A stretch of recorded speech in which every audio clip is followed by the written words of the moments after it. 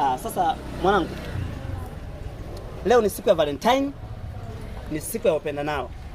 Ila mimi leo nipo kitofauti kidogo. Nimeona bora nitoke na wewe mwanangu mazingira haya, nije nikupe zawadi. Kama upendo wa baba kwa mtoto. Sawa, upendo wangu mimi. Sasa wanavaa nguo nyekundu.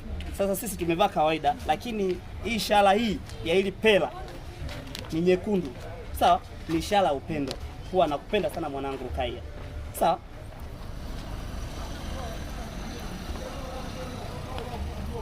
Haona upendo, sawa? Si unaje jekundu? Wewe unakula hili kubwa kubwa kama upendo wa baba? Nani? Wewe Mr. Ramini? Na Mwaliange? Na. Nakuona bana, mambo sio mabaya. Kama kawaida. Usiojua leo siku ya Valentine bwana. Ndio ndio. Kwa hiyo tunaonesha kusikiliza. Watu wameshazoea wanatoka out na wapenzi wao. Ila mimi kwa upendo wa baba kwa mtoto, nimeamua nimtoe out mtoto wangu. Wewe nikamuonesha love. Wewe Mwaliange? Au usishangae maeneo ya kawaida tu. Kwa hiyo tupo live. Yaani 5G wewe motel upo wewe una mtoto kweli? Kwani shida ni nini? Afu usiniharibie. Hapa huyu ni mtoto wangu, usinivunjie heshima baba. Wewe endelea na safari zako tu. Mimi najua ni wivu tu na mtu wa kumtoa out. Basi.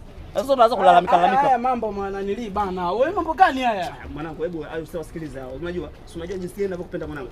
Kwa hiyo usipate. Acha kumdanganya mtoto. Halo. Nakupenda mwanangu. Sawa. Wewe kula pela na hili pia la kwako tena. Sawa? Asante. Leo siku gani? Ya Valentine. Sema Valentine. Valentine.